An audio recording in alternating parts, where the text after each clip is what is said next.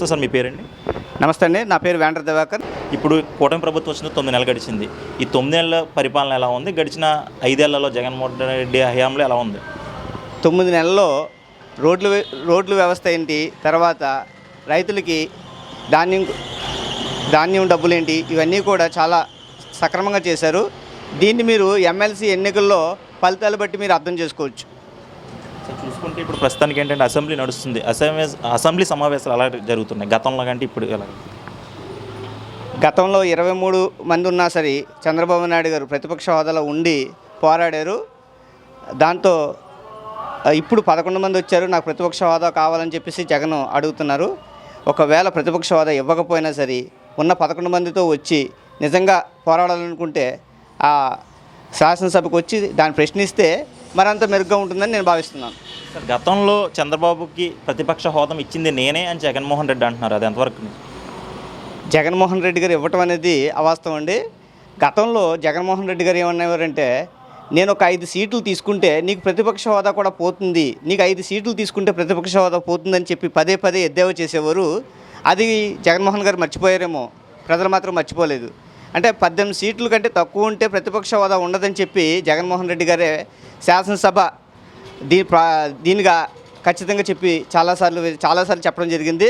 అదొకసారి గుర్తు చేసుకుంటే బాగుంటుంది. సార్, మొన్న జరిగిన గ్రాడ్యుయేట్ ఎమ్మెల్సీ ఎన్నికల్లో రిగ్గింగ్ చేసి గెలిచారని చెప్పి జగన్మోహన్ రెడ్డి ఆరోపణలు చేస్తున్నారు కదా, అది ఎంతవరకు నిజమండి? సార్, గతంలో 2024లో రిగ్గింగ్ జరిగిందన్నారు. బ్యాలెట్ పేపర్ అయితే ఖచ్చితంగా మేము గెలిచేవాళ్ళం అని చెప్పేసి అన్నారు. ఇప్పుడు ఎమ్మెల్సీ ఎన్నికలంతా కూడా బ్యాలెట్ పేపర్ పరంగానే జరిగింది. అది కూడా మీరు గమనిస్తే ప్రతి చోట కూడా 70% అబవ్ వచ్చింది. అంటే ఓటర్స్ ఏ విధమైన ప్రలోభాలకు లొంగకుండా చదువుకున్న విద్యార్థులు అందరూ కూడా వచ్చి ఓటేయడం జరిగింది. దాంతో అత్యధికంగా రికార్డు స్థాయిలో 2 చోట్ల కూడా అత్యధిక మెజారిటీ రావటం అనేది గతంలో ఎప్పుడూ లేని విధంగా, అంటే ఓటింగ్ అయితేనేమి ఫలితాలు అయితేనేమి గత స్థాయిలో కంటే ఎక్కువగా వచ్చిందంటే ప్రభుత్వ పరిపాలన బాగుందని చెప్పి ప్రతి గ్రాడ్యుయేట్ ఒప్పుకున్నట్టే. దీన్ని మేము గర్వంగా చెప్పుకుంటున్నాం. పవన్ కళ్యాణ్ కార్పొరేటర్కి ఎక్కువ, ఎమ్మెల్యేకి తక్కువ అని జగన్మోహన్ రెడ్డి కొన్ని కామెంట్స్ అయితే చేస్తున్నారు. దీన్ని ఏ విధంగా చూడొచ్చు? సార్, గతంలో ఒక్క స్థానంలో గెలవడం జరిగింది. అంటే 0 పోటీ చేసిన అన్ని స్థానాలకి కేవలం 1 సీటే గెలవటం. ఆ 1 సీటు కూడా గత ప్రభుత్వం వారి దీంట్లోకి తీసుకోవడం జరిగింది. అంటే 0 ఉన్న స్థానం నుంచి ఇప్పుడు 100%, అంటే పోటీ చేసిన అన్ని చోట్ల కూడా గెలుపొందడం అనేది సాధారణ విషయం కాదు. అది కేవలం ఒక పవన్ కళ్యాణ్ గారికే చెందుతుంది. అటువంటి వ్యక్తి ఒకవేళ నిజంగానే ఓడిపోయినా కూడా ఈయన విధంగా నాకు ప్రతిపక్ష హోదా ఇవ్వలేదు, నేను అది చేయలేదు ఇది చేయలేదు అని చెప్పి మాట్లాడు ఖచ్చితంగా ప్రజల సమస్యలు పోరాటానికి ఖచ్చితంగా ముందుకు వచ్చేవాడు. అందుకని ఇప్పుడు ఆయన డిప్యూటీ సీఎం అయ్యారు. ఆయన సీఎం స్థాయి వ్యక్తిని ఆ విధంగా మాట్లాడడం మేము అంత బాధాకరం. సార్, ఇప్పుడు మేము ప్రజా సమస్యలపై మేము గొంతెత్తుతాం కాబట్టి మాకు ప్రతిపక్ష హోదా ఇవ్వట్లేదు అని చెప్పి జగన్మోహన్ రెడ్డి ఆరోపణలు అయితే చేస్తున్నారు. ఇది ఏ విధంగా చూడొచ్చు? ప్రజా సమస్యలు పోరాటానికి ప్రతిపక్ష హోదా కావాలనడం చాలా దురదృష్టకరం. నిజంగా ప్రజా సమస్యల మీద పోరాడాలనుకుంటే ఏ సమస్యల మీద పోరాడతారు? గతంలో ఎన్నో రోజులకి కానీ ధాన్యం డబ్బులు పడేవి కావు. ఇప్పుడు కేవలం 4 గంటల నుంచి 24 గంటల్లో ధాన్యం డబ్బులన్నీ కూడా పడి రైతులు సంతోషం వ్యక్తం చేస్తున్నారు.